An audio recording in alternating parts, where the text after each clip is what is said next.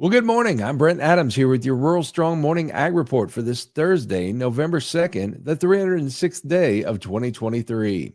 Leading off the headlines this morning, President Biden and his cabinet members barnstormed the heartland this week for the rural vote, while reporters questioned if Biden's announced $5 billion in new rural investments adds up. Biden says Bidenomics is working and announced at a farm in Northfield, Minnesota, $5 billion in claimed new rural investments to make the point. But reporters a day earlier were quick to ask U.S. Agriculture Secretary Tom Vilsack on a Zoom call if the $5 billion was really all new money or some previously announced. $1.7 billion is new money, which comes from the Inflation Reduction Act. It is not part of the $3.1 billion that's appropriated for climate smart agriculture. That's a separate level of investment. Also, IRA funded through traditional EQIP, CSP, Rural Conservation Partnership, and easement programs. As for the new $1.7 billion, in fiscal year 23, we essentially invested $850 million. This basically doubles the amount, which is why it's an historic level of investment. Further confusing the $5 billion advertised total, Biden advisor Neera Tanden also announced a $5 billion figure. Vilsack was then asked if the total was really $10 billion. $5 billion is the number. That is a combination of the investments in conservation, and in renewable energy, in access to higher biofuel blends, in infrastructure investments, in the rural partnership investment, as well as the Reconnect investments. But whether new or old, the president claims the investments are bringing new revenue to farms and rural communities. Investments he hopes will bring him new votes in rural America next November. Well, after a lengthy drought, some parts of the upper Midwest have turned wet, but only in spots. Dennis Toddy, director of the Midwest Climate Hub, says fall is typically a time when farm country sees more rain. By the time you get around to the fall, crops have stopped growing, plants have stopped using water out of the soil. We don't get as much rainfall, as much total precipitation in the fall as we do during the summer. But on the offside, we don't have plants drawing it out of the soil. So this is the time for soil moisture recharge. And we typically get a couple of those bigger systems that drop widespread precipitation, and we hadn't had those yet. A cold snap in the upper Midwest was more of a surprise. The cold outbreak was a little bit of a surprise in that we expected some cold to come, but not for it to be a big shot to a big transition like this. So it's a little rougher, a little windier as we speak now, windy and cold, but fortunately it's going to be fairly short-lived and start to moderate here within a few days. In terms of fall rainfall, it's been a case of the haves versus the have-nots in the Midwest and Corn Belt. Parts of Wisconsin received some pretty good rainfalls over the last few weeks. Minnesota, Iowa, parts of the Dakotas also. East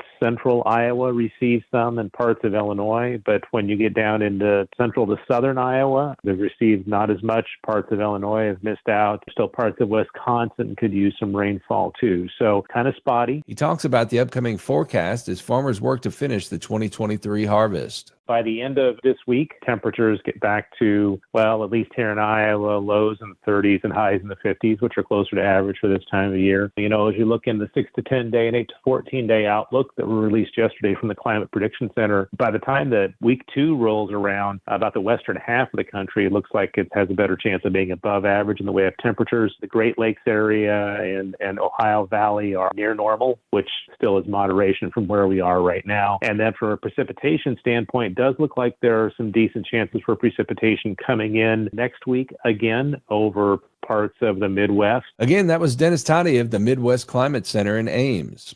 Well, the CropLife America Board of Directors is opening the search for the organization's next president and chief executive officer. CropLife America is the national trade association representing the manufacturers, formulators, and distributors of plant science solutions for agriculture and pest management in the United States. The president and CEO will be important in maintaining and enhancing existing member relationships. The successful candidate will have strong leadership skills, experience in a regulated industry, and advocacy with a broad array of stakeholders, including elected officials and regulators at both the federal and state levels. The organization's members are deeply committed to their business, and the CEO must demonstrate a shared belief and commitment to furthering the interests of the industry. The board has retained Kincannon and Reed to help guide the nationwide search process. CropLife America parted ways with former CEO Chris Novak in September. A statement from CropLife America at the time said the entire CLA board of directors thanked Chris for his service to the organization over the past 5 years. Well, a delegation of trade officials from the U.S. Trade Representative's office will participate in the 7th in-person negotiating round of the Indo-Pacific Economic Framework for Prosperity. The negotiations are planned for November 5th through 12th in San Francisco. While there, IPEF partners will continue to make progress on negotiations toward high-standard outcomes under the pillars of trade, clean economy, and fair economy. The U.S. interagency delegation will be co-led by Sarah Ellerman, IPEF Pillar Assistant, United States Trade Representative for Southeast Asia and the Pacific, and Sharon H. Wan, U.S. Department of Commerce Counselor.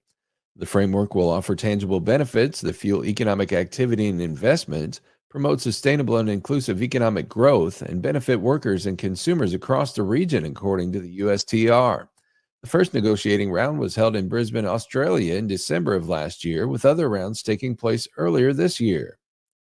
Well, the Beef Checkoff funded Trailblazers program is seeking applications for its next class of beef advocates.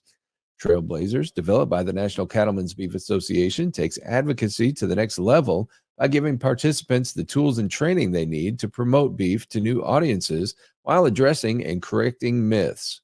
The Trailblazers program is looking for new spokespeople to participate in a year-long hands-on program designed to train, equip, and empower beef advocates. Selected candidates will receive training to become expert communicators, excel in media interviews, and understand how to build confidence in beef-related practices when talking to consumers. Applications will be accepted through December 8th, and selected participants will be notified in mid-January upon completing the review process. You can learn more and apply at ncba.org. Well, you can keep up with the latest in the world of agriculture by subscribing to the Tractors and Troubadours podcast from Rural Strong Media. Each week, I bring you agriculture industry newsmakers, hot-button industry issues, educational features, and the best in traditional country music. The Tractors and Troubadours podcast can be found at ruralstrongmedia.com or wherever you get your podcasts. We also invite you to join us daily on Rural Strong Radio, our 24/7 streaming radio station, found at ruralstrongmedia.com or on the Live 365 streaming radio app for your mobile device. Each day, we bring you our award-winning agriculture programming, as well as the best in traditional country music, mixed in with a little bluegrass, western swing, southern rock, and inspirational music. Again, the place to find Rural Strong Radio is ruralstrongmedia.com or the Live 365 streaming radio app. We're portable, so take us with you everywhere you go this harvest season. We'll get you through those long, challenging days this fall. Well, I'll be back again tomorrow with another Rural Strong Morning Ag Report here on Steve Shetler Media. Make it a great day, everybody.